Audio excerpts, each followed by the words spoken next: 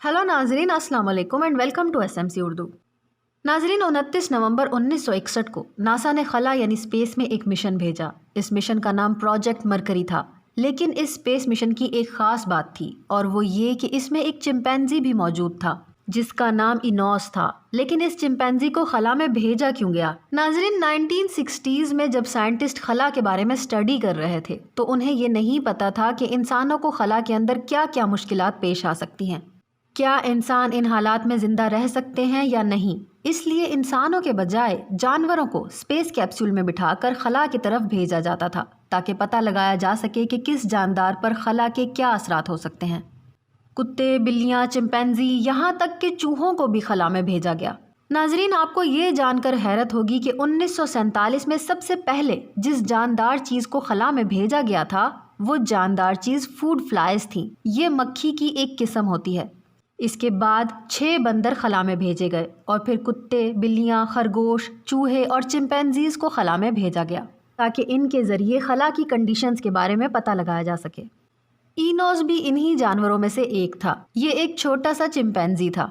Enos America के शहर Miami के एक फार्म में बड़ा हुआ। उस वक्त नासा के साइंटिस्ट जानवरों को ढूंढ रहे थे ताकि उनको तरबियत देकर स्पेस में भेजा जा सके और इनोस को इस फार्म से ले लिया गया। यहाँ से इनोस की ट्रेनिंग शुरू हुई। उसको 1250 घंटे की सख्त ट्रेनिंग दी गई। खला में ज़ीरो ग्रेविटी होती है, इसलिए इस चिंपैंजी को ये समझाना बहुत ज़रूरी था कि ये किस तरह से अपना वज़न खला में महसूस नहीं कर पाएगा। अगर ये अपना टास्क ठीक से करता तो उसे इनाम के तौर पर केले खिलाए जाते, और अगर ये टास्क ठीक से ना करता तो उसके पाँव को इलेक्ट्रिक शॉक दिया जाता था। ये इलेक्ट्रिक शॉक इसलिए दिया जाता था क्योंकि स्पेस कैप्सूल में भी बिल्कुल ऐसा ही होता है। यानी अगर ये गलत रिवर प्रेस करता तो उसको वहाँ भी ऐसे ही शॉक लगने थे। इनोस को 1.5 साल तक ऐसे ही सख्ती से ट्रेन किया गया। यानी ये चिंपैंजी भी ये कह सकता था कि ये एक खलाबाज यानी एक एस्ट्रोनॉट है।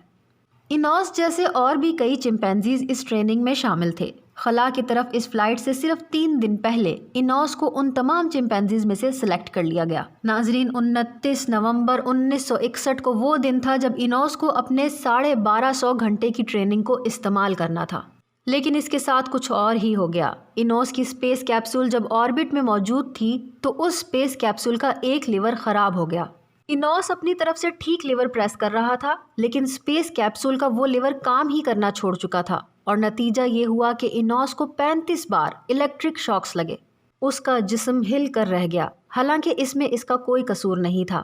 इनोस अब सारे लीवर्स को प्रेस करने लगा और उसकी किस्मत अच्छी थी कि 35 बार इलेक्ट्रिक शॉक्स लगने के बाद स्पेस कैप्सूल का सिस्टम आखिरकार ठीक हो गया।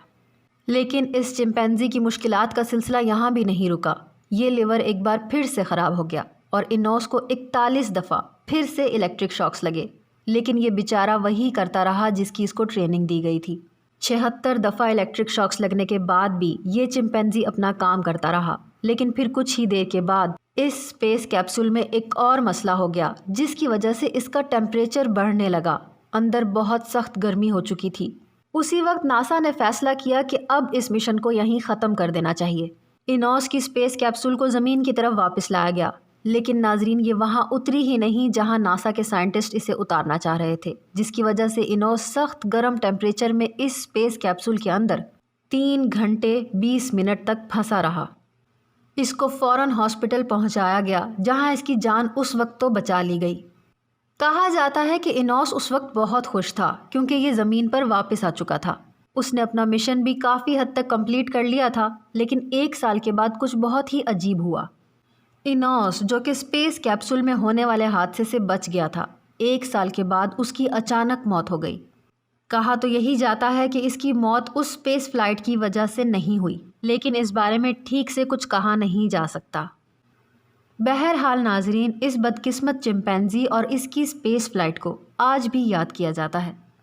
नाजरीन, अगर आपको ये वीडियो अच्छी लगी हो तो इस वीडियो को लाइक ज़रूर कर दें। ऐसी मज़ीद वीडियोस देखने के लिए हमारे चैनल एसएमसी उर्दू को सब्सक्राइब करें और बेल आइकन को प्रेस करें ताकि हमारी नए आने वाली वीडियोस की नोटिफिकेशंस आपको मिलती रहें। अपना बहुत ज़्यादा ख्याल रखिए। अल्लाह हाफ़िज़।